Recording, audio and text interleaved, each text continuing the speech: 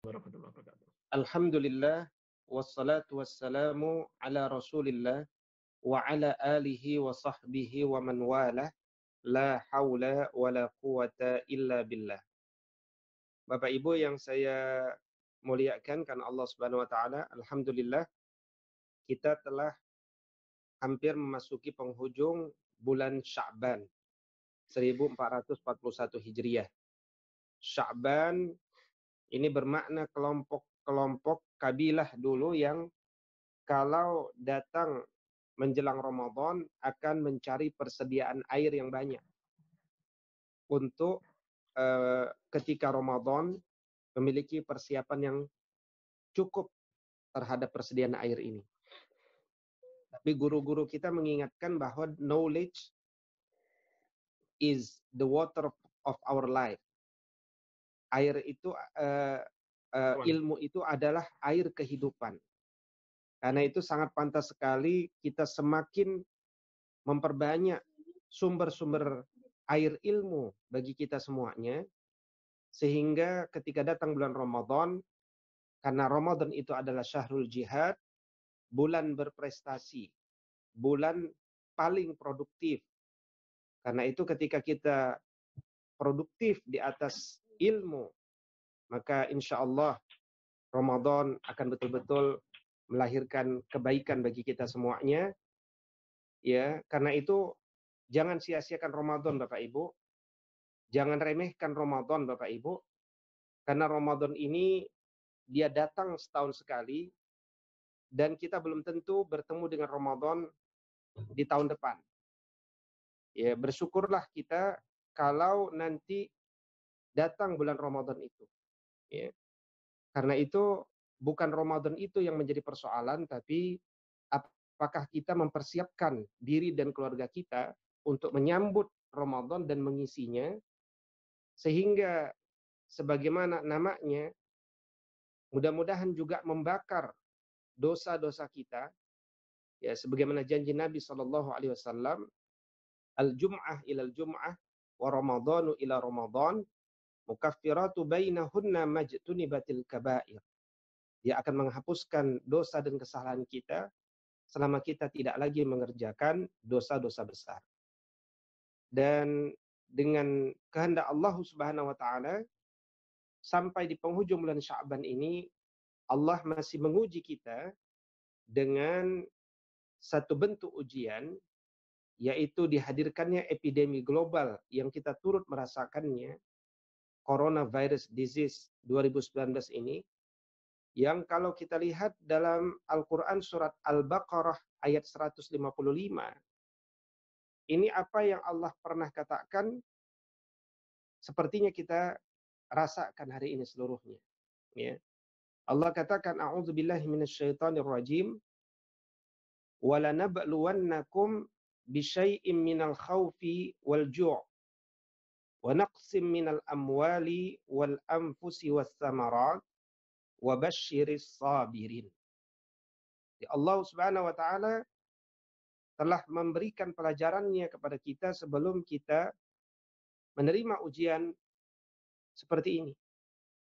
Bahwa Allah pasti akan menguji kalian, ya, dengan kadar yang terkadang tidak terlalu berat. Bisyai'im minal khawfi, muncul kekhawatiran dalam jiwa kita. Wal ju', ya, potensi kelaparan yang mungkin menghantui kita, bahkan telah dirasakan oleh sebagian saudara-saudara kita. Wa naqsim minal amwal, berkurangnya harta simpanan kita. Wal anfusi was samarat, bahkan kita telah menyaksikan begitu banyak sahabat kita ataupun saudara kita yang telah wafat dengan epidemi ini. Tetapi ayat yang panjang ini ditutup dengan kalimat wabasyir as-sabirin. Berikanlah kabar gembira kepada orang-orang yang sabar. Karena itu seorang muslim itu harus tetap bahagia, harus tetap gembira. In corpore sano mensana. Dalam jiwa yang bahagia, jiwa yang sehat, itu akan berdampak pada jasad yang kuat. Ya, karena itu kita harus mampu menata iman kita. Ketika Allah katakan la yukallifullahu nafsan illa wus'aha, maka kita harus yakin bahwa ujian yang Allah berikan kepada kita ini kita pasti mampu untuk melaluinya. Allah menguji kita bersama, maka hendaknya kita melaluinya pun juga dengan bersama, tidak bisa sendirian. Ya, forum-forum seperti ini penting untuk saling tawassaw bil haqqi wa tawassaw bis sabr. Ya, kita harus bahagia. Kenapa? Karena teori-teori bagaimana untuk beramal di masa-masa kesulitan itu hanya bisa dapat kita amalkan ketika kondisinya hadir.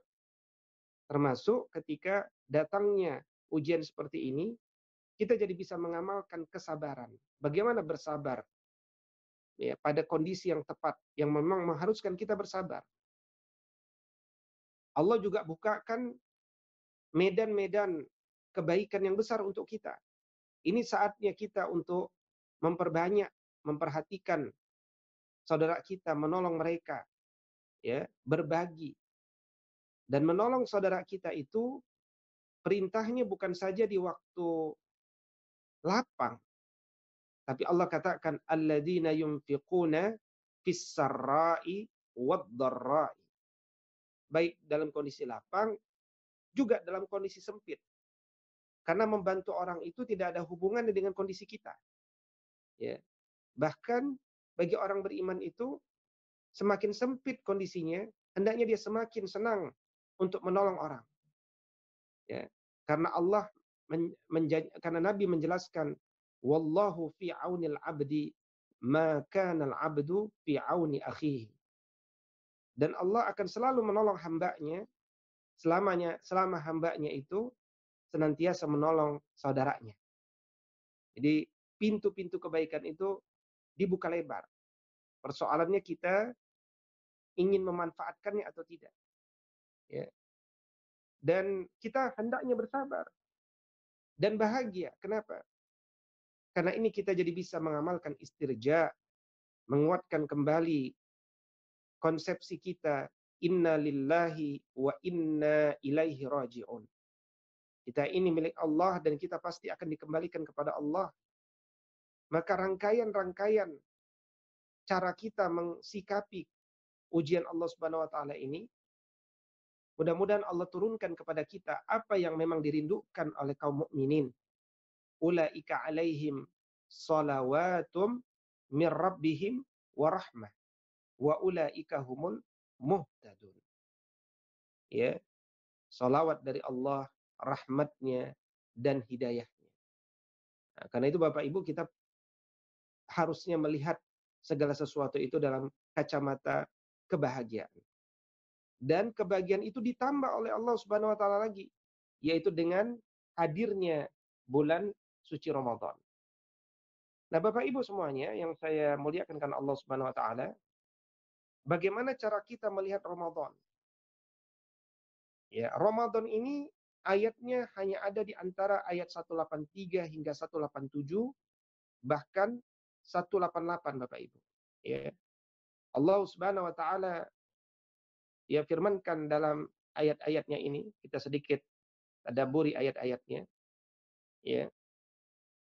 Sebelumnya saya ingin sampaikan bahwa perintah Ramadan ini perintah yang baru dibebankan kepada Nabi dan umat ini ketika Nabi berumur 55 tahun. Artinya 15 tahun setelah kenabian. Ya. Ini masuk pada ayat-ayat Madaniyah, ayat-ayat yang diturunkan setelah hijrahnya Nabi Shallallahu Alaihi Wasallam. 13 tahun pertama, konsepsi-konsepsi kehidupan itu yang diajarkan kepada as-sabiqun al-awwalun. Ya, seperti bagaimana konsep tentang Tuhan, tentang manusia, tentang kebenaran, kebaikan, kebahagiaan, dunia, akhirat, rizki, ya, adab, ilmu. Nah, itulah konsep-konsep kunci yang akan kita dapatkan ketika kita mengkaji surat-surat Makkiyah.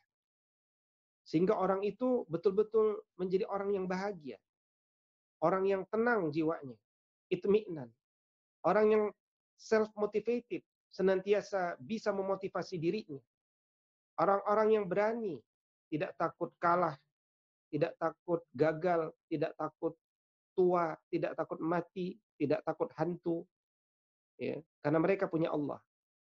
Nah, ketika orang itu telah mengenal hakikat Allah, maka akhirnya mereka siap untuk mengekspresikan cintanya kepada Allah Subhanahu wa taala. Nah, itu namanya ibadah itu. Ya, makanya Nabi diperintahkan untuk bangun masjid di umur 53 tahun. Ya, menegakkan ekonomi dan pasar syariah umur 54 tahun.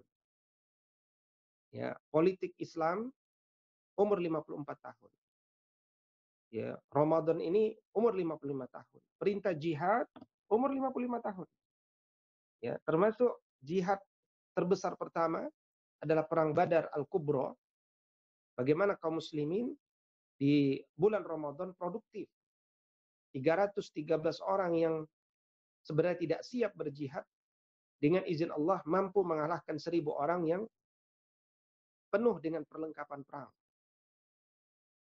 Berikutnya kemudian di umur 59, Nabi baru disyariatkan umrah. Umrah pertama Nabi umur 59. Umrah kedua umur 60. Umrah ketiga umur 61. Umrah kedua, umrah terakhir, umrah keempat, umur 62. Sekaligus dengan haji pertama Nabi di umur 62 tahun. Jadi cara kita melihat ayat puasa ini adalah bagi orang-orang yang beriman. Ya ayyuhalladzina amanu, bagi orang-orang yang beriman. Orang-orang yang telah terjawab semua konsepsi-konsepsi kehidupan yang sebelumnya masih membuat jiwanya galau. Karena itu seberat apapun beban-beban syariat itu bagi orang-orang beriman, justru itu yang mereka cari dan mereka kejar. Nah, itulah kenapa kita bisa bicara bahagia, karena kita tahu kenapa kita harus bahagia. Nah, ayat 183 ini Bapak Ibu, ini bicara tentang hendaknya seorang mukmin itu hidupnya selalu mengejar prestasi dan dia harus bahagia dalam berprestasi. Dalam konteks Ramadan, prestasi yang dimaksud adalah menjadi orang-orang yang bertakwa dengan seluruh ciri-cirinya.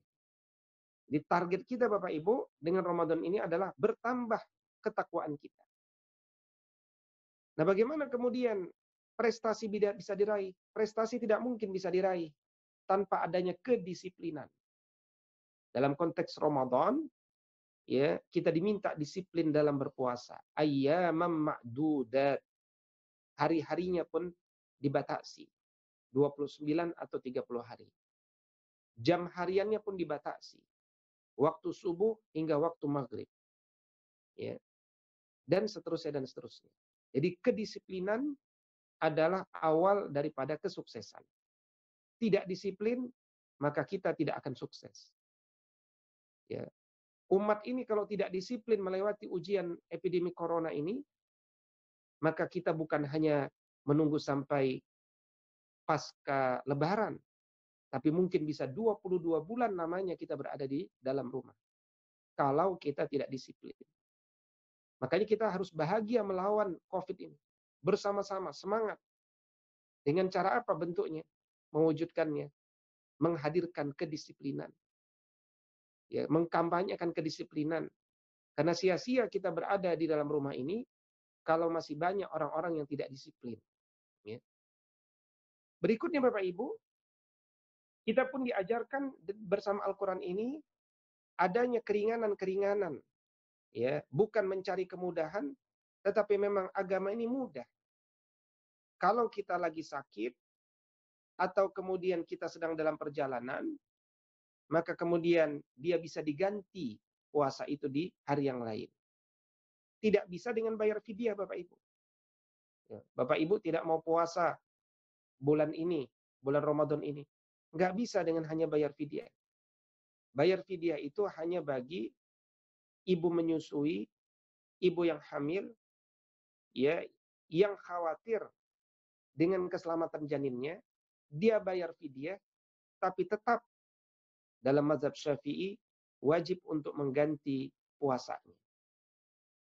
Yang hanya membayar fidyah saja tanpa qada hanya orang-orang yang sudah ditetapkan oleh medis bahwa orang itu sudah tidak mampu lagi berpuasa selama-lamanya. Seperti orang-orang yang telah lanjut usia. Ya. Nah, di bulan Ramadan kita juga diingatkan inilah bulan diturunkannya Al-Quran. Ya, diturunkan Al-Quran itu fi lailatin mubarakah. Syahrul Ramadan alladzi unzila fihi Al-Quran. Diturunkan Al-Quran ini. Karena itu ya Ramadan adalah sarana bagi kita untuk mengevaluasi kembali kedekatan kita dengan Al-Quran. Nabi terbiasa di murojaah hafalan Al-Qurannya di bulan Ramadan langsung oleh malaikat Jibril alaihissalam. Ya. Di sini pun kita dianjurkan untuk memperbanyak ya takbir kepada Allah Subhanahu wa taala. Kita juga diminta untuk senantiasa menjaga diri ini dari kesombongan. Siapa orang-orang yang sombong itu? Orang-orang yang tidak pernah mau meminta kepada Allah. Orang-orang yang tidak mau mengangkat tangannya kepada Allah Subhanahu wa taala, padahal ketika kita mengangkat tangan kita, langsung gugur dosa-dosa kita. Langsung gugur kesombongan kita. Karena kita menegaskan kesombongan itu adalah selendang Allah Subhanahu wa taala, ya. Nah, kemudian Bapak Ibu, kalau kita lihat ayat 187 dan 188, ya. Ayat 187 ini cukup panjang Bapak Ibu. Dia menjadi cukup panjang karena di antaranya 5 kali Allah berbicara tentang masalah ranjang di sini. Seakan Allah ingin katakan bahwa pertahanan terbaik dari pertahanan terakhir untuk memperbagus komunikasi suami dengan istri adalah ranjang kalian. Kalau ranjang pun tidak mampu untuk menjadi sarana komunikasi di antara suami istri, maka tidak ada lagi selepas itu.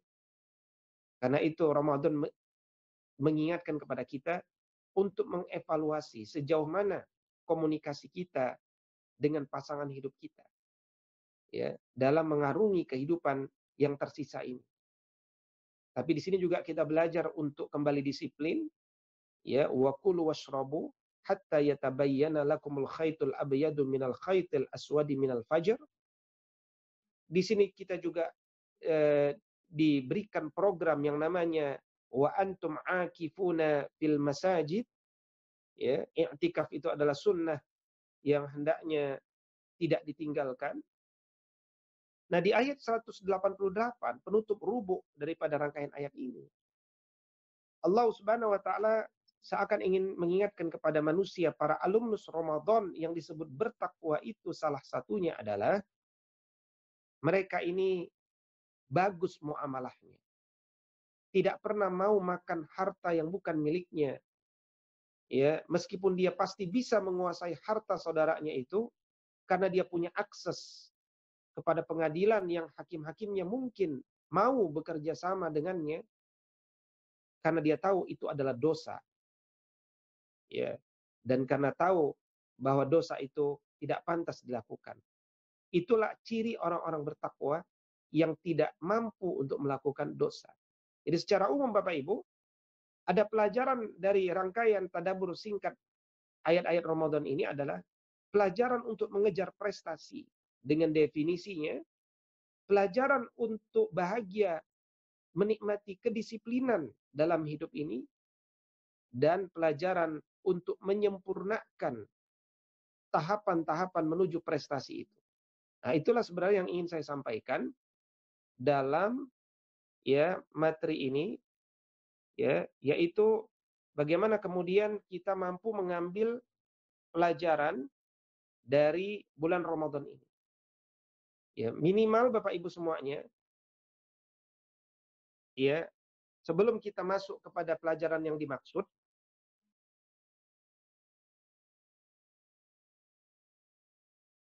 orang-orang salih itu terbiasa meminta kepada Allah Subhanahu wa taala untuk umurnya dapat dipanjangkan hingga bertemu bulan Ramadan.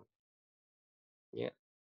Misalkan dengan doa Allahumma barik lana fi Sya'ban wa ballighna Ramadan.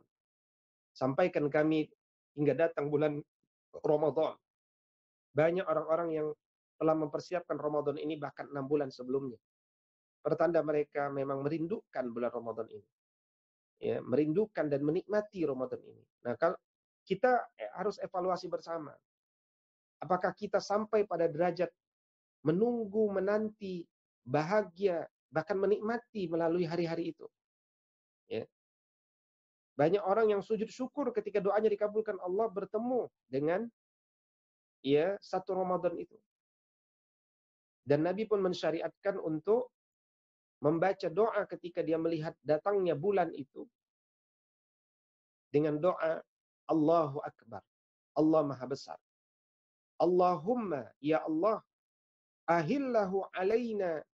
Jadikanlah hilal itu bagi kami bil amni wal iman.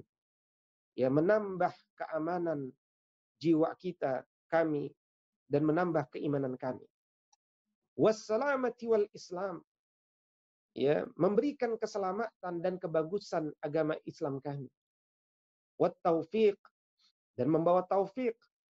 Lima tuhibbu wa tarda, yang membimbing kami menuju apa yang engkau cintai dan engkau ridhoi. Rabbuna, Rabb kami, wa rabbuka, Rabb engkau wahai bulan, Allah. Karena itu kemudian ya, dari seluruh pembacaan teks-teks agama tentang Ramadan ini, minimal saya ingin menyampaikan 3 pelajaran besar Ramadan, Bapak Ibu. Ya, 3 pelajaran besar Ramadan. Yang pertama, mengejar prestasi dan bahagia menjadi orang yang berprestasi atau orang yang mengejar prestasi. Jadi mengejarnya itu kita berbahagia. Yang kedua, tidak ada prestasi tanpa adanya kedisiplinan tadi saya katakan. Maka melakukan kedisiplinan itu bukan dengan keterpaksaan, tapi dengan kenikmatan. Di segala sesuatunya kita harus nikmati. Ya. Kata Nabi, zaqa ta'mal iman man radiya billahi rabba wa bil islami dina wa bi muhammadin nabiyya wa rasulah. Ya, terasa nikmatnya iman itu kalau seseorang itu betul-betul merasakan bahwa Allah itu dia betul-betul ridho Allah itu sebagai Rabbnya, Islam sebagai agamanya, Muhammad sallallahu alaihi wasallam sebagai nabinya dan rasulnya. Maka kemudian untuk mencapai kedisiplinan itu, hendaknya dia melalui setiap tahapan-tahapan yang benar. Dan setiap tahapan itu hendaknya dia menyempurnakan. Nah, 3 pelajaran ini saya perjelas lagi dalam 3 slide berikutnya. Apa dan bagaimana yang disebut berprestasi dan kenapa kita harus bahagia dalam berprestasi, Bapak Ibu? Yang pertama, kenapa kita tidak bahagia padahal Nabi telah katakan idza jaa Ramadan futihat abwabul jannah wa ghulliqat abwabun nar wa suffidatis syayatin. Ditutup pintu neraka rapat-rapat dan dibelenggu syaitan. Artinya Allah telah meminimalisir ya kemungkinan-kemungkinan manusia untuk berbuat dosa di bulan itu. Artinya situasi jauh lebih kondusif bagi manusia-manusia beriman untuk menambah ketaatannya di dunia ini. Bahagia Bapak Ibu. Karena kita menuju prestasi, jalannya dimudahkan oleh Allah Subhanahu wa taala. Yang kedua, Allah Subhanahu wa taala katakan dalam hadis qudsi di mana Nabi sallallahu alaihi wasallam mengatakan kullu amali bani adam lahu illa as-siyam fa innahu li wa ana ajzi bihi.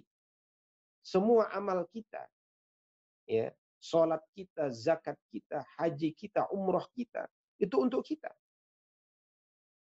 Tetapi amal puasa itu untuk Allah.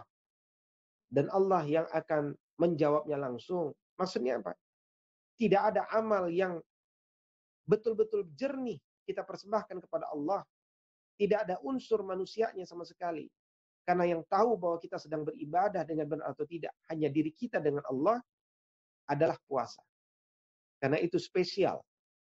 Dan karena itu Allah berikan banyak bentuk-bentuk yang memotivasi manusia untuk bahagia mengejar prestasi ini dengan janjinya agar dijauhkan nanti dirinya dari api neraka sebanyak sab'ina kharifan, 70 kali musim gugur, 70 tahun jarak lamanya.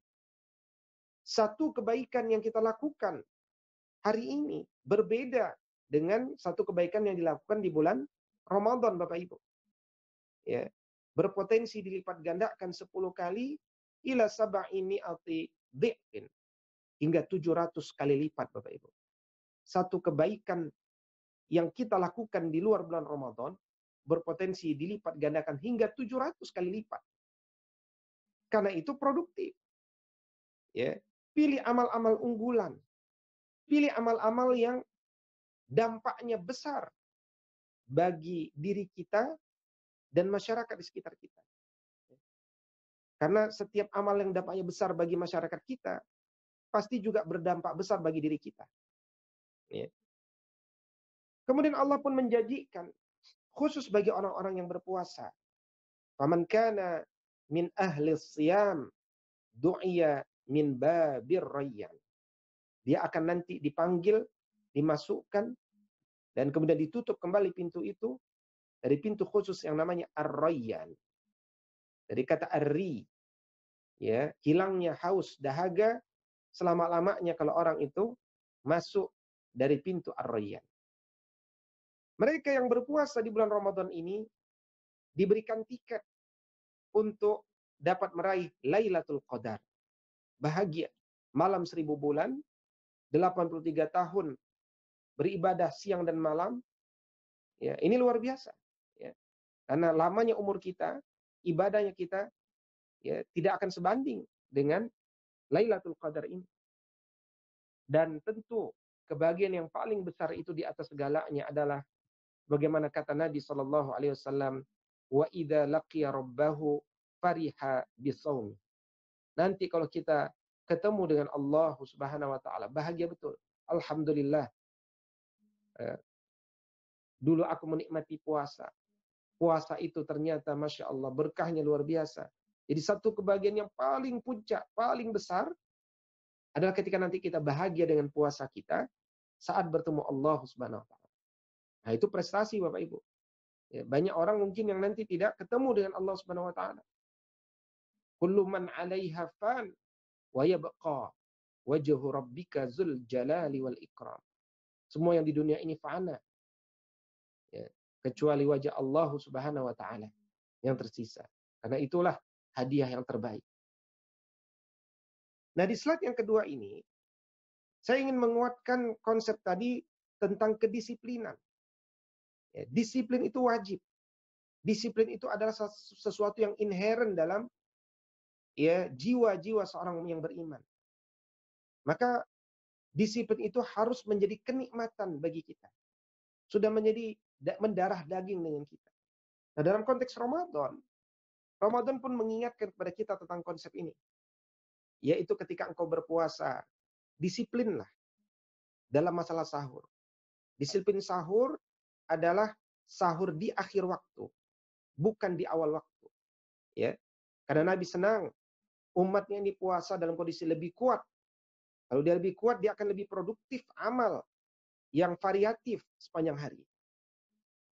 Yang kedua, disiplinlah dalam berbuka. Berbuka segera pada waktunya. Semakin lama berpuasa, malah semakin menzolimi jasadnya, dan itu berdosa. Ya. Karena itu semakin bersegera pada waktunya, dia semakin baik. Yang ketiga, dia pun hendaknya berdisiplin lisannya. Ya. Wala yarfus wala yaskhab. Fa in sabba ahadun aw qatalahu falyaqul inni shaimun. Lisannya dirawat, dididik, diarahkan. Jangan sampai berteriak-teriak. Jangan sampai berkata-kata buruk. Jangan sampai mengeluarkan cacian. Bahkan ketika diajak bertengkar pun dia katakan, inni shaimun. Ya, saya sedang puasa. Nah, ini namanya disiplin lisan. Berikutnya Bapak Ibu, boleh kita melanjutkan wudhu kita, tapi disiplinlah. Ketika datang bulan Ramadan, jangan memasukkan air ke hidung secara berlebihan. Tetap dilakukan, bukan ditinggalkan, tetapi tidak berlebihan. Nah, ini contoh ya kedisiplinan yang penting untuk kita perhatikan selama di bulan Ramadan. Berikutnya, tahapan-tahapan menuju prestasi tadi itu tentu ada tahapannya. Ya, kita harus melalui tahapan itu. Dan semua orang pasti melalui tahapan itu. Tapi tidak semua orang menyempurnakan tahapan yang dilalui itu. Nah, slide ini mengingatkan kepada kita semuanya, yuk sempurnakan tahapan itu. Ya, bagaimana cara kita menyempurnakan tahapan itu? Satu, kita harus memandang bahwa Ramadan itu ada 30 hari. Dan dari 30 hari itu, yang paling puncak itu ada di 10 hari terakhir. Ya, alhamdulillah Bapak Ibu semuanya, boleh jadi tidak ada yang mudik nanti. Ya, bersyukur dan bahagia. Ya, karena berarti 10 hari terakhir kita tidak disibukkan dengan amalia-amalia yang sering membuat ya keberkahan Ramadan itu berkurang. Tahun ini kita akan dapat lebih fokus. Nah, supaya kita bisa bertahan hingga di 10 hari terakhir, jagalah stamina kita di 20 hari pertama. Ya. Kata Syekh Muhammad Ibn Shalih Al-Utsaimin rahimahullah ta'ala dalam Ma'idatu Ramadan, 10 hari pertama itu rahmat. 10 hari kedua itu maghfirah. 10 hari yang ketiga itu itqun minan nar. Karena itu jaga stamina. Jaga stamina. Jangan terlalu semangat tapi juga jangan meremehkan. Kita yang paling tahu tentang diri dan jasad kita. Rutinlah selama 20 hari pertama, siangnya kita shoma, malamnya kita qoma. Nabi yang katakan man shoma, man qama lailatul qadri imanan wa ihtisaban ghufira lahu ma taqaddama min dzanbi. Tapi kalau sudah 10 hari terakhir ada agenda tambahan. Man qama lailatul qadri imanan wa ihtisaban ghufira lahu ma taqaddama min dzanbi. Ya. Berikutnya, semua orang bangun di waktu sahur. Tapi tidak semua orang ingat ketika Allah mengatakan wabil asharihum yastaghfirun.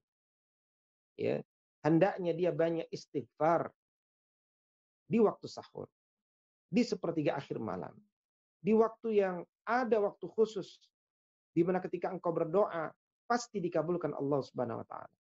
Istighfar memohon ampun. Istighfar muhasabah. Istighfar berarti kita sedang berada dalam kondisi khusyuk, mungkin menangis.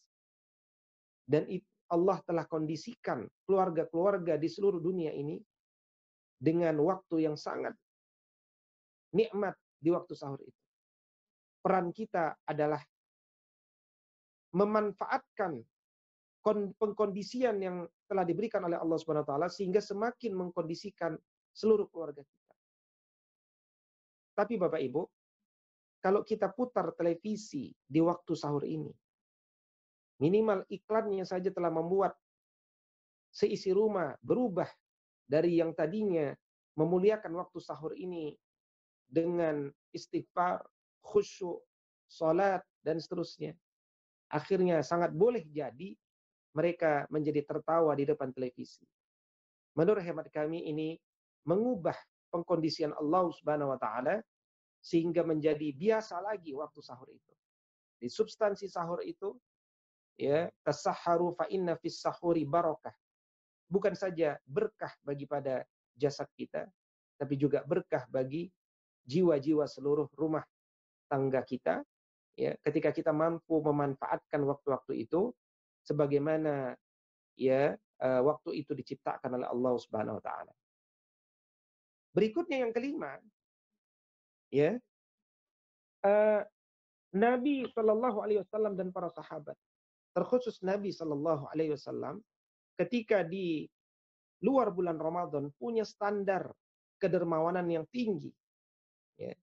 Tapi kalau sudah masuk bulan Ramadan, tanpa mengurangi standarnya sama sekali di luar bulan Ramadan, beliau justru meningkatkan standarnya itu di bulan Ramadan. Ajwad. dia semakin dermawan lagi.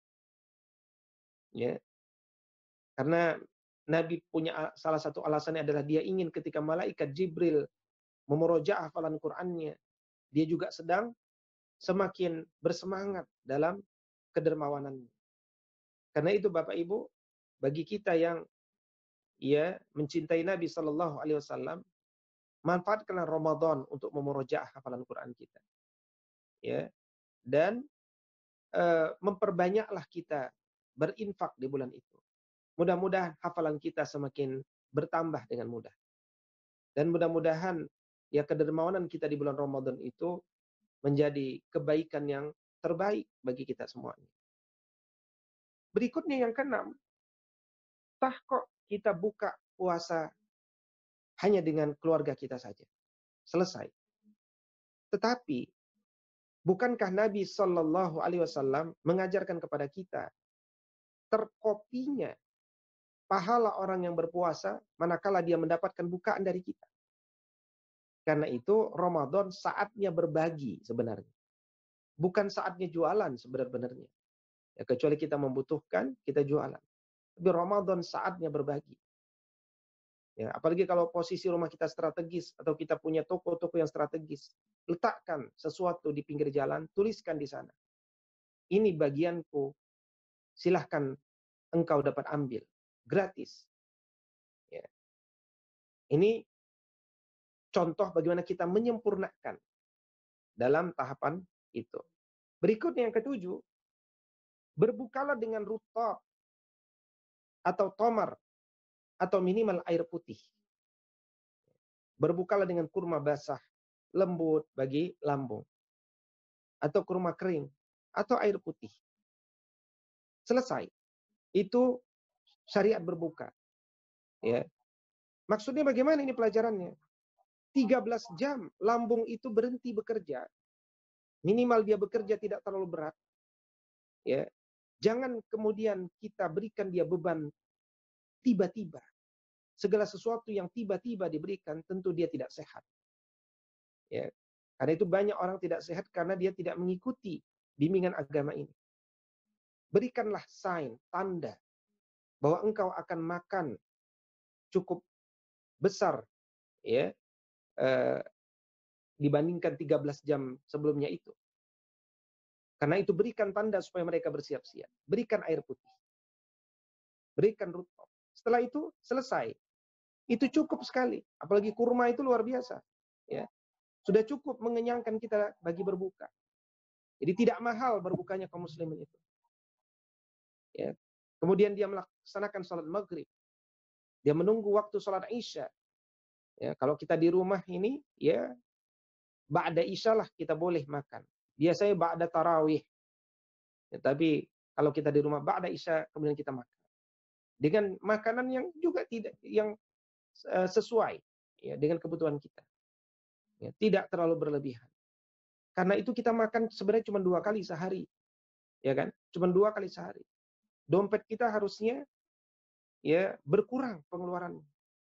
Dan kalau seluruh mukmin berkurang konsumsinya, berarti harga cabai harusnya tidak naik, Bapak Ibu. Ini manfaat kedisiplinan jama'i. Ya. Berikutnya Bapak Ibu, kita dapat menyempurnakan awal puasa kita dengan menahan makan itu sekitar 50 ayat. Ya, 50 ayat sebelum azan subuh. Boleh kok setelah ini kita makan. Tetapi kalau kita ingin sempurna, sempurnakan. Ya. Terakhir, Lailatul Qadar itu hanya bisa dikejar ya dengan usaha. Karena itu ketika kita i'tikaf, ya, substansi adalah berjaga-jaga, mencari-cari mana malam Lailatul Qadar itu. Dan mencari-cari itu berjaga-jaga, berarti dia sedang bangun. Ya, dia sedang hidup. Nah, karena itu sempurnakanlah tahapan itu.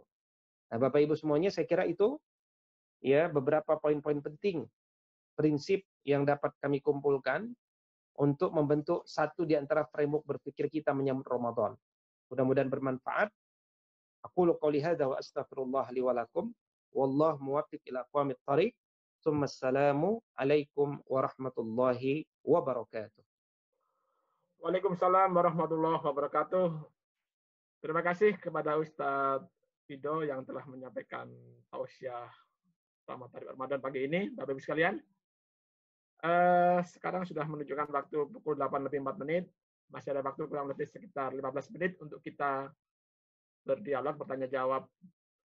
Kepada Bapak Ibu sekalian yang ingin mengajukan pertanyaan, bisa ditulis lewat chatting, atau kalau nggak sempat bisa langsung raise hand ya. Jadi angkat tangan apa yang ditanyakan, nanti bisa langsung dijawab oleh Ustadz Yudo.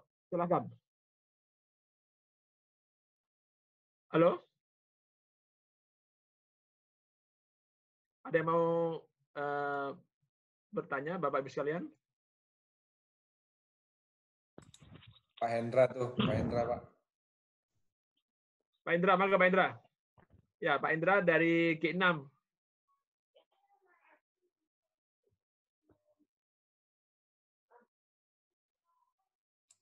Unmute dulu, Pak. Unmute.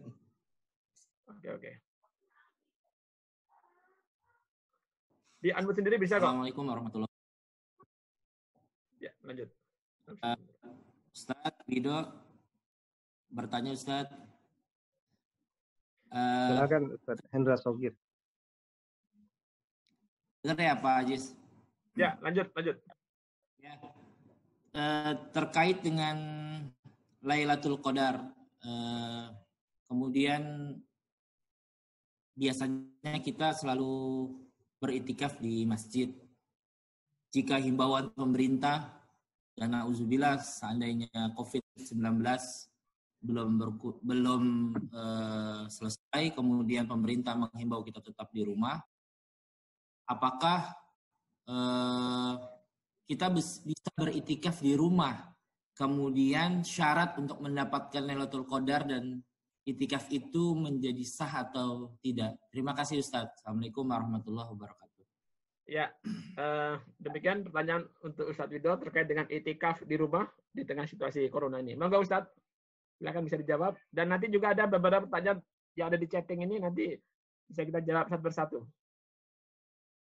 Bismillahirrahmanirrahim. Mudah-mudahan Ustadz Hendra Sogir senantiasa berada dalam kesehatan dan perlindungan dari Allah Subhanahu wa taala.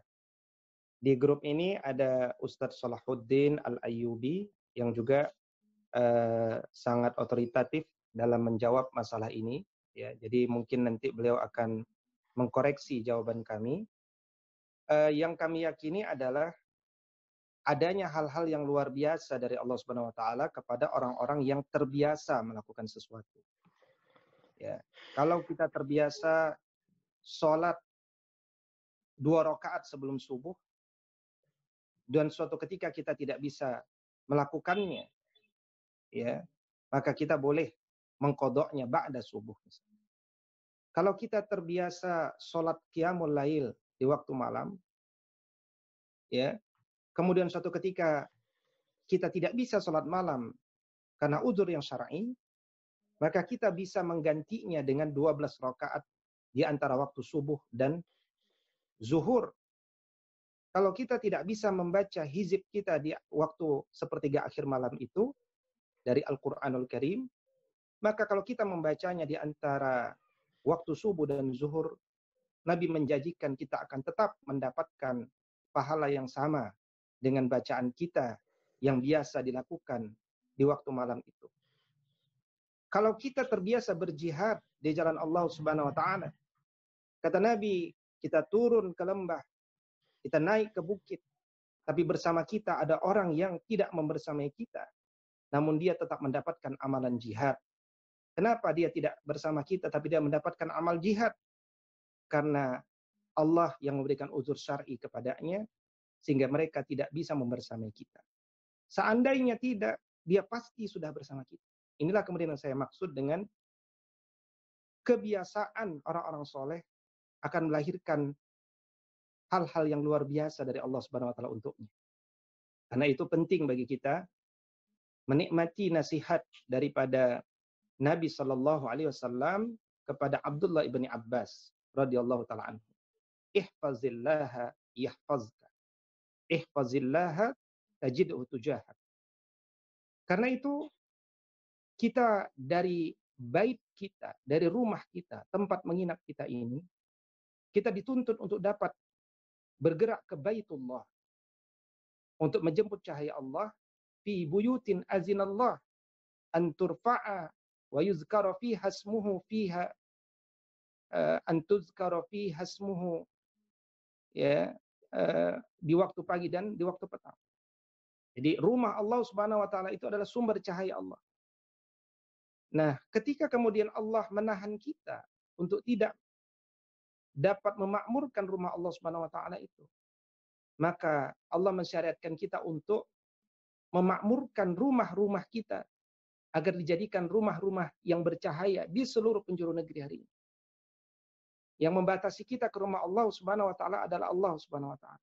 Dan kita sedang menunaikan satu syariat atas kesulitan dan ujian yang juga dari Allah Subhanahu wa taala. Karena itu kemudian tidak iktikafnya kita di rumah Allah Subhanahu wa taala bukan karena kehendak kita. Ya, tetapi karena ini adalah apa yang harus kita lakukan di atas ilmu, ya, dengan kondisi yang baru ini. Karena itu tetaplah hidupkan di malam kita ini.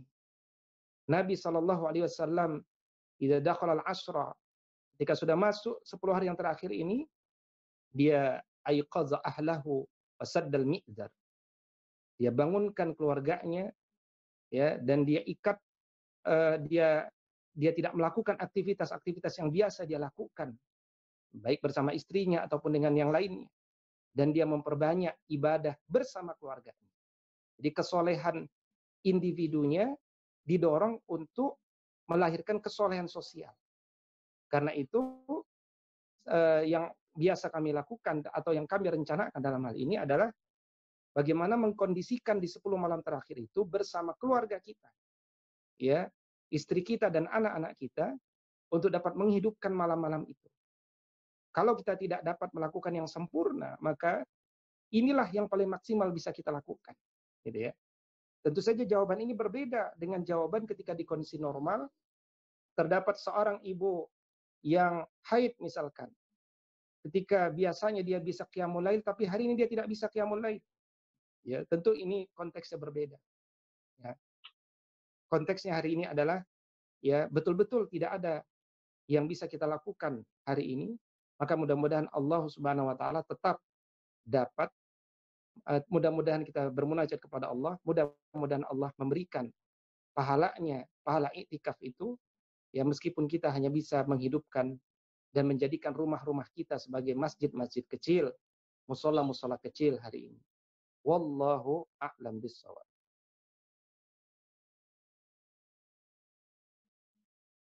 Terima kasih Ustadz Wido. Ini sekaligus menjawab pertanyaan dari Pak Emil terkait dengan itikaf di rumah. Mungkin perlu ditambahkan Ustadz Wido, apakah keutamaan mengejar Lailatul Qadar dan itikaf di rumah itu sama pahalanya dengan ketika kita itikaf di masjid?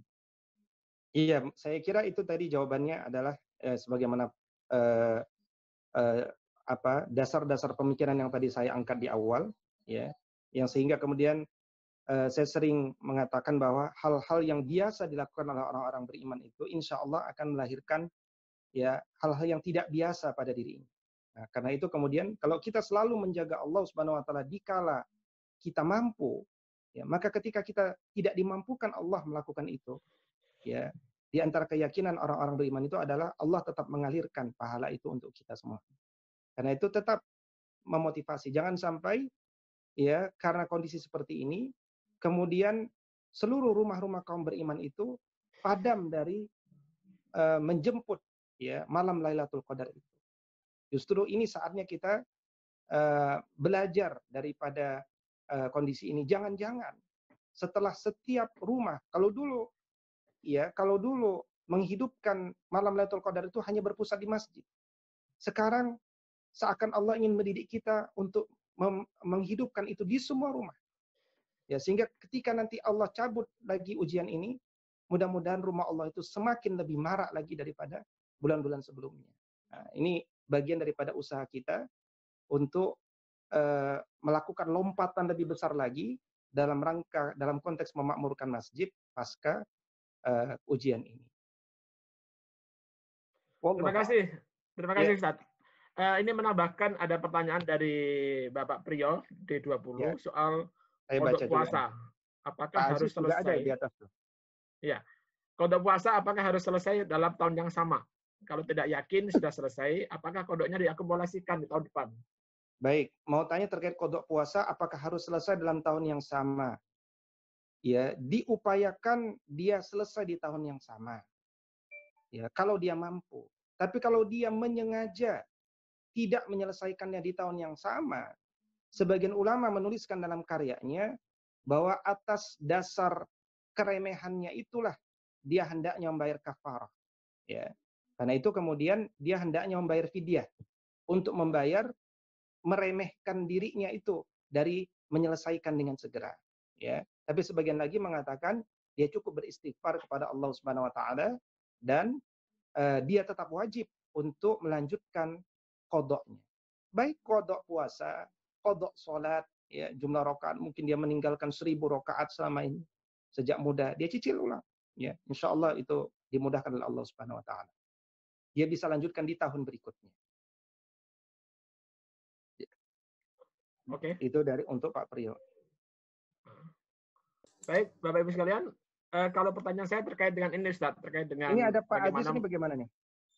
Iya, itu pertanyaan saya terkait Oh, puasa bagaimana membangun kepedulian sosial di tengah situasi yang serba sulit sekarang ini Ustaz. Ini kan agak berbeda dengan tahun-tahun sebelumnya. Iya, jadi bismillahirrahmanirrahim. Tadi saya telah sampaikan di pengantar paling awal, ya, bahwa yang pertama, membantu orang itu tidak pernah ada kondisinya. Jadi dia tidak terkait dengan kondisi ekonomi kita membantu orang. Ya. Jadi ini konsep yang pertama ya. Makanya Allah katakan alladzina yunfiquna fis sarra'i wad dharra. Tentu secara zahir kemampuan kita kelihatan berbeda, tapi membantu orang itu bukan dilihat dari zahirnya, tapi seberapa besar pengorbanan yang kita lakukan di setiap masa itu. Itu sebenarnya. Karena itu uang 10.000 bagi orang miskin dengan uang 10.000 bagi orang kaya yang diinfakkan itu tentu Allah punya penilaian yang adil di sana, gitu ya. Nah, karena itu nggak ada hubungannya dengan kondisi kesulitan kita. Justru tadi, sebagaimana saya sampaikan, ya, jangan-jangan, ya, sebagaimana keyakinan kita, itu yang mungkin akan terjadi ketika umat ini memperbanyak sodakohnya. Karena sodakoh itu menolak bala. Dan bertawassul dengan amal sodakoh kita itu insya Allah akan mengangkat persoalan-persoalan kita. Sebagaimana tadi hadis yang saya angkat, wallahu fi aunil abdi maka nal abdu fi auni akhihi. Gitu. Jadi Allah itu akan senantiasa menolong hambanya kalau dia menolong orang lain. Ya. Ini yang pertama. Yang kedua, seringkali juga saya melihat ketika masalah ujian seperti ini, orang yang teringat itu adalah zakat. Ya. Ya, ketika ada orang dibantu yang paling kita ingat, ayo mana kumpulkan zakat kita. Nah, konsep yang kedua ini saya ingin katakan adalah membantu orang itu tidak harus selalu terkait dengan zakat. Apalagi ketika zakat itu punya keterbatasan dalam masalah syarat-syarat pendistribusian. Karena itu Allah meluaskan dengan sodakoh. Ya. Dan ini yang bisa kita kerjakan seluas mungkin. Sekali lagi, sedekah itu dapat menolak bala. Ya. Yang ketiga, tadi saya sampaikan di awal adalah ujian ini bukan untuk 1-2 orang. Ini epidemi global. Ini ujian yang diberikan kepada kita bersama. Karena itu melaluinya pun harus bersama-sama. Karena itu cara kita melewati ujian ini juga harus dengan menggalang kerjasama bersama-sama. Gitu. Ya. Saya misalkan dengan Ustadz Salahuddin Al-Ayyubi ditugaskan di tim Satgas COVID-19 MUI Pusat. Ya. Kita bagi-bagi, ada bagian edukasi, ada bagian penggalangan dana, ada bagian distribusi, saya bagian kerjasama kelembagaan dan seterusnya. Ya, kita nggak bisa melakukan kebaikan itu sendiri justru. Kita harus bersinergi, ya, melakukan aliansi-aliansi strategis dengan banyak pihak. Karena semakin banyak orang-orang yang bersinergi dalam melakukan sedekah, maka bala itu juga akan dicabut bersama-sama. Ya, karena dia balanya untuk bersama, maka kita menolak bala itu juga dengan ujian dengan sedekah bersama gitu. Nah, disinilah penting munculnya sosok-sosok pemimpin yang mampu mengkolaborasikan berbagai potensi umat. Ya, kan itu bunyi doa waja'alna lil muttaqina imama. Ya, mampu mengkolaborasikan ya potensi-potensi kebaikan dari the rising star, orang-orang terbaik yang ada gitu ya. Itu jawaban saya untuk nomor 1 ya. Jadi perlu ada leader-leader yang muncul untuk menginisiasi dalam berbagai skalanya gitu ya. Terus yang kedua apa nih? Puasa, mengapa masih belum menjadikan umat Islam sebagai ummatan wasatan khairu ummah? Puasa sebagai ibadah ritual dan sosial. Mengapa masih belum menjadikan umat sebagai ummatan wasatan khairu ummah dunia ini, mengingat kondisi umat Islam masih dalam kondisi terbelakang? Apa yang salah dari praktek puasa yang sudah kita jalankan ini? Ini tentu panjang nih jawabannya. Satu ya, ini kita bedah nih. Puasa sebagai ibadah ritual dan sosial. Puasa sebagai ibadah ritual dan sosial. Nah, pertanyaannya dikaitkan dengan ummatan wasatan dan khairu ummah. Seseorang itu memiliki cara pandang wasatiyah kalau dia menggunakan metodologi studi Islam yang komprehensif, ya, sehingga dia mampu melihat segala sesuatu dari berbagai sisi, di mana salah satu sisinya adalah puasa. Nah, gitu maksud saya. Jadi puasa itu adalah satu bagian dampak dari orang yang punya sudut pandang wasatiyah. Nah, kenapa umat ini belum berubah? Boleh jadi karena dia melakukan ibadah puasa dengan seluruh kesempurnaannya, tapi dia meninggalkan selain puasa. Berarti kan dia tidak, atau dia meninggalkan untuk menyempurnakan selain puasa. Ya. Kata Syed Muhammad Naqib Al-Attas, kemunduran umat Islam ini karena the loss of adab.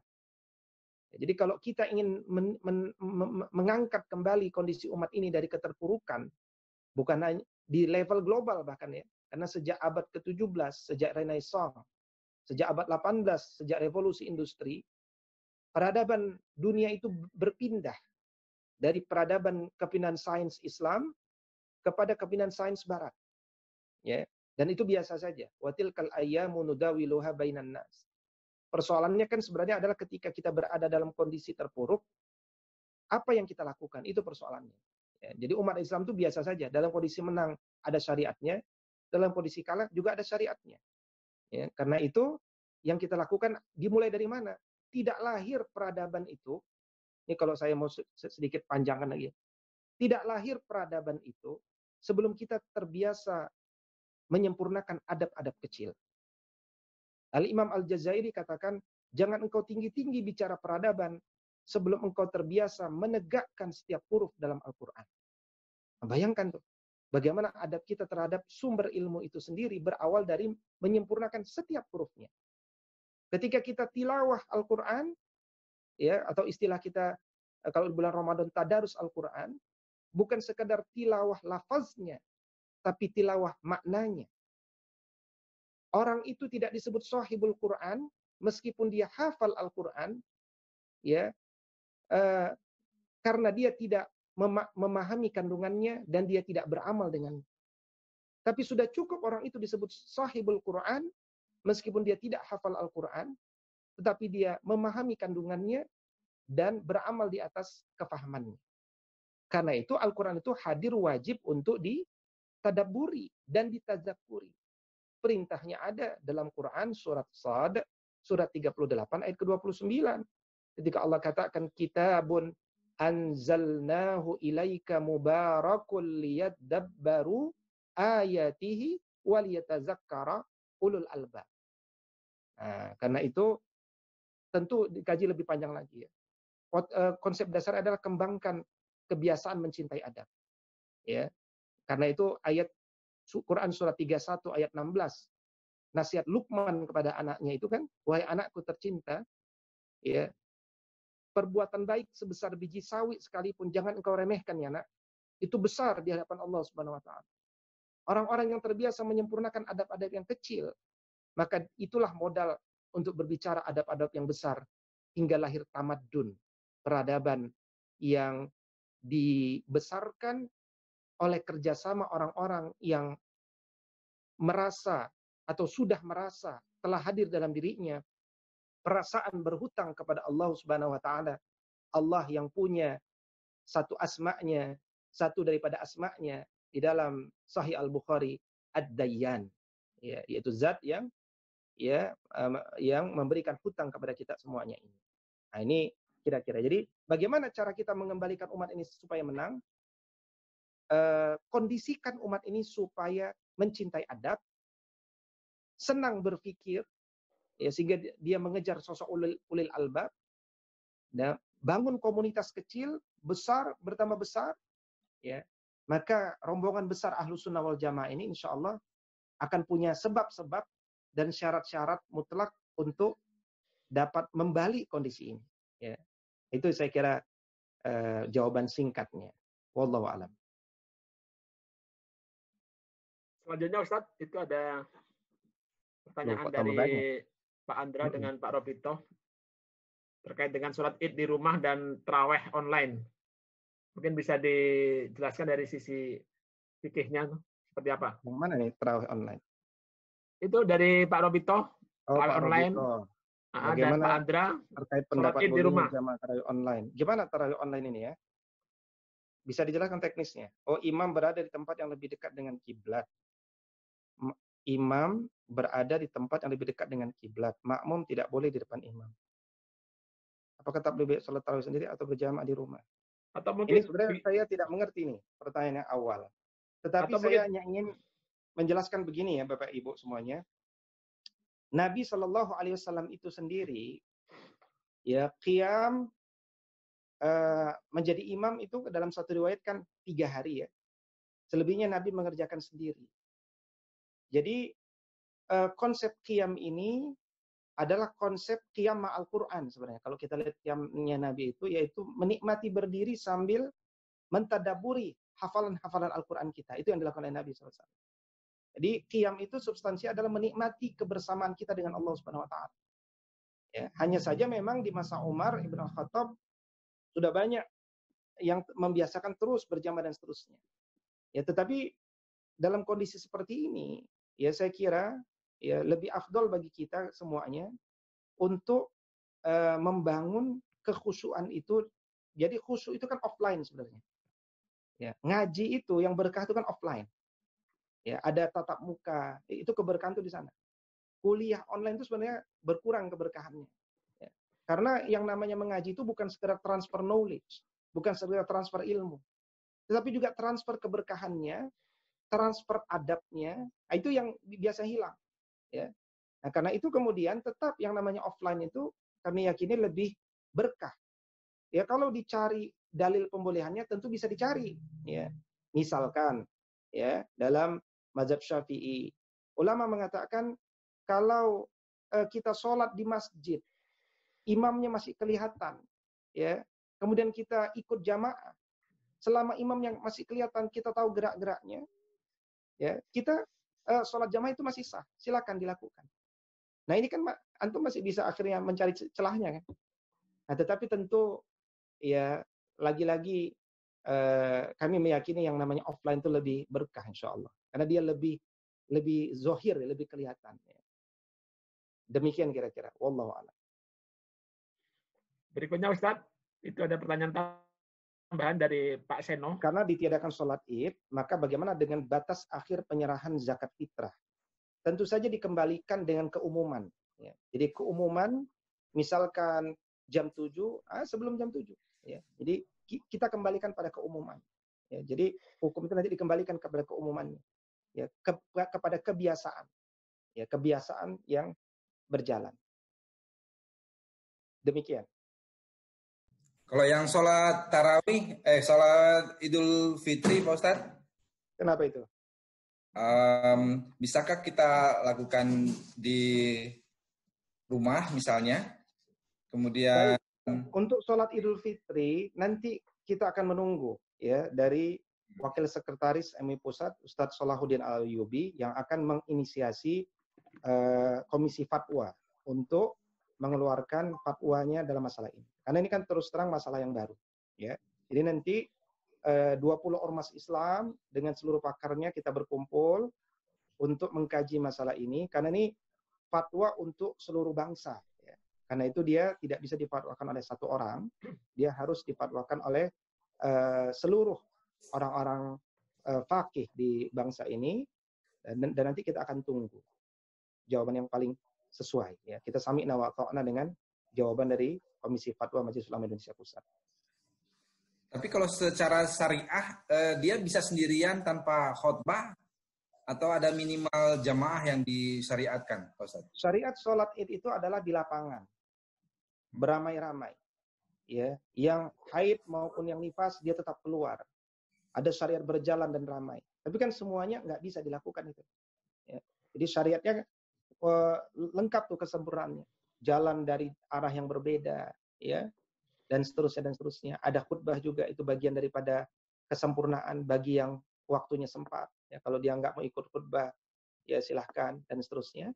Nah, karena itu kemudian memindahkan sholat id di rumah, nah, ini kan berarti memindahkan kepada kelompok yang kecil, ya, kelompok yang kecil. Nah, karena itu ini membutuhkan pembahasan khusus, saya kira. Wallahu a'lam. Baik, mungkin untuk detailnya nanti kita menunggu fatwa MUI saja ya, Ustaz. Nah. Oke, baik Bapak Ibu sekalian, kita sudah masuk jam 8.30. Pada sesi terakhir ini kayaknya kita sudah akan mencukupkan, atau masih ada yang mau bertanya lagi? Izin Pak Ajis, boleh Pak Ajis? Oke, Pak Rizal, monggo Pak Rizal.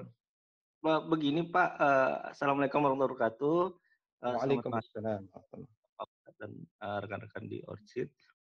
Begini Pak Ustadz, kondisi saya kan saya di Waingapu Pak Ustadz. Di mana itu Waingapu ya? NTT. Di Ustadz. Di NTT. Jadi kondisinya memang yang positif baru 1, yang meninggal masih kosong Pak Ustadz. Kondisi untuk COVID-nya. Kemudian saya kan tiba 14 April ini Pak Ustadz. Kalau saya hitung-hitung, waktu untuk sampai saya ke masa untuk itikaf itu kayaknya saya sudah mengalami 14 hari karantina Pak Ustadz. Kira-kira saya boleh nggak sih itikaf di masjid Pak Ustadz? Di mana? Di sini? Di Waingapu apa di Depok? Di Waingapu Pak Ustadz. Baik, menurut hemat kami ya, tentu bisa jadi salah. Logikanya begini nih, akal kita berpikir begini. Seandainya wilayah itu hanya satu yang zohir kelihatan, berarti sangat minimalis, Bapak. Maka kalau kaum muslimin di sana dan selain muslim, seluruhnya yang ada di Waingapu itu melakukan isolasi total, maka logikanya dalam waktu 28 hari, dia betul-betul bersih, Pak. Gitu. Jadi, syariat yang kita lakukan ini kan sekarang syariat dari ulama yang sudah ditulis banyak dalam karya-karya ulama dulu, ya, yaitu melakukan pemutusan pemutusan penyebaran, ya, pemutusan penyebaran. Karena itu ketika di sana zohirnya hanya satu, menurut hemat kami tetap lakukan pemutusan penyebaran itu, dan itu akan sangat lebih efektif. 28 hari selesai. Ya. Nah, kita yang di Depok ini yang persoalan. Ya karena kemudian 14 hari itu pasti nggak cukup. 28 hari ditambah dengan kedisiplinan rakyat hari ini belum tentu cukup juga. Nah, karena itu selama dia total isolasi dan semuanya berhenti, tidak ada yang ke masjid, maka insya Allah situasi akan lebih mudah terkendali. Ya. Jadi situasinya sekarang se-Indonesia ini sudah cukup mengkhawatirkan Bapak Ibu. Ya. 3 hari yang lalu kami diskusi dengan pakar medis, itu di rumah sakit itu sehari harusnya se-Indonesia ini 5.000 orang dirawat. Ya, tapi rumah sakit kan memiliki keterbatasan. Di mayoritas itu sekarang ada di rumah, dan kita nggak tahu kedisiplinan mereka. Dan virus ini di Wuhan sendiri telah bermutasi hingga 500 bentuknya sekarang. Ya. Dan dia bisa reaktivasi lagi. Nah, jadi ini persoalannya semakin rumit nih sekarang. Jadi pemutusan penyebaran secepat mungkin, ya, kemudian menutup segala pintu-pintu yang berpotensi melakukan itu. Ini menurut hemat kami yang paling penting sekarang. Agar apa? Supaya tidak berkepanjangan. Karena dampaknya ini negara belum tentu kuat kalau 22 bulan. Hitung-hitungan pakar medis itu bisa sampai 22 bulan. Ya, belum tentu kuat. Dan tenaga medis kita belum tentu ada sampai 22 bulan. Ya kan? Karena itu kemudian melihat dari kajian jangka panjang menengah ini, cuman ini belum kajian umum ya, baru kajian terbatas beberapa kelompok. Ya, yang paling penting bagi kita adalah meskipun kondisi itu kelihatan hijau, tapi karena sekarang tanda-tanda orang itu menjadi carrier, itu sudah berbeda-beda sama sekali semuanya. Tidak mesti demam, tidak mesti batuk. Bahkan kemarin ada yang wafat, ditemukan COVID itu di otaknya. Ya, salah satu dokter di otaknya. Padahal seluruh hasil swab bersih. Tapi ternyata dia bersembunyi di otaknya. Nah, jadi betul-betul berbeda-beda. Nah, karena itu kemudian melihat situasi yang tidak kondusif ini secara ilmu pengetahuan satu-satunya jawaban adalah dihadirkannya vaksin. Nah, karena itu orang muslim, non-muslim semua berpikir keras, ya, dan itu adalah perintah agama untuk melahirkan vaksin, ya, karena insya Allah nanti akan ada obatnya. Dan selama obat itu belum ada, mengurangi jumlah pasien dengan cara pemutusan penyebaran secepat mungkin, itu insya Allah lebih efektif bagi setiap wilayah. Menurut hemat kami terbatas. Wallahu a'lam. Baik, terima kasih Ustadz Fido. Terima kasih Bapak Ibu sekalian. Ini waktunya sudah sampai jam 8.30. Kita akan mengakhiri sesi ini dengan kuis dari Pak Haji yang nanti akan disampaikan oleh Pak Haji, kuis Kahot terkait dengan Serba Studio Ramadan kali ini. Jadi panitia terhib akan bagi-bagi hadiah buat Bapak sekalian melalui kuis Ramadan ini. Silakan Pak Haji dipandu.